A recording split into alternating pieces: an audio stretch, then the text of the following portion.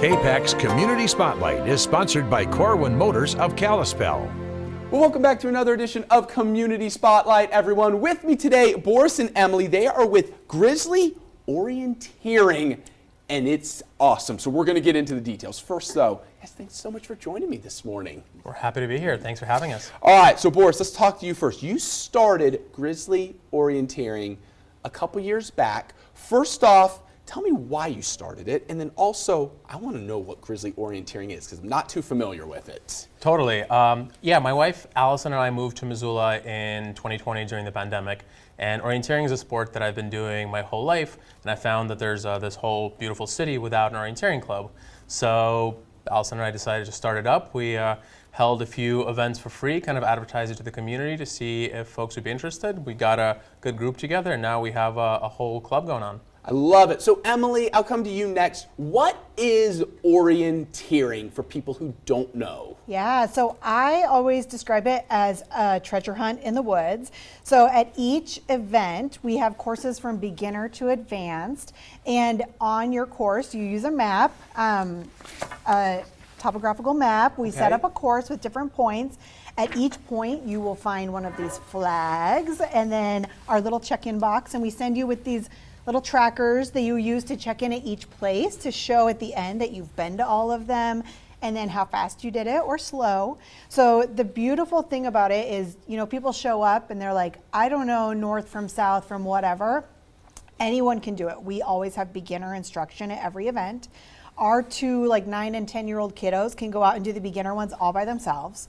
They stay close to trails.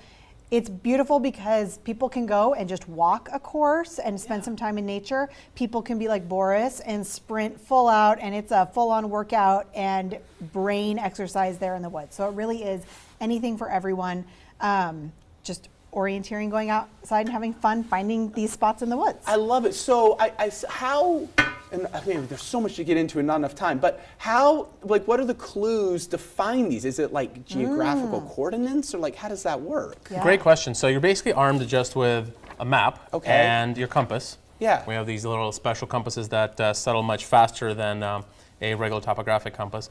And you're using the map to decide, am I going to follow this trail and then maybe duck into the woods? Or if there's a big hill in the way, am I going to be faster going straight over the top of the hill or running around? So you're using the map and using the compass, no technology, no electronics. Wow. So these markers are on the map then, and you have to figure out how to get there. So there's little spots, and they'll be 1 through 10 on your course, and then they're listed here. So this says 1 is 32, so your box will say 32. Gotcha. So you know you're in the right spot, because since there's so many courses, I might think I'm at 32 and I get it and it says 36, and then I need to orient myself back to the right spot on the map.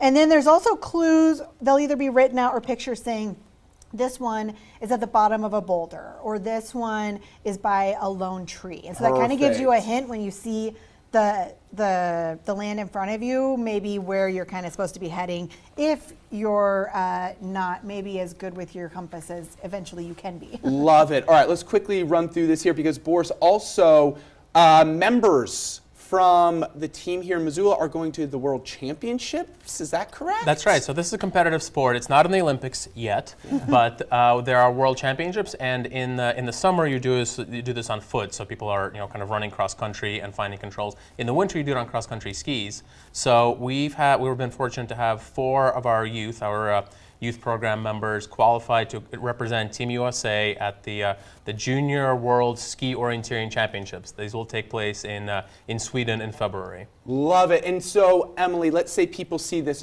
I want to try this out. This looks awesome. I'm one of those people. When's an event maybe that they could come out and give this a shot? Yeah, we usually have events about once a month. You can always find them on our website, but our next one is actually just in a couple weekends, December 7th, up at Lubrecht Experimental Forest, kind of up on the way to Sealy.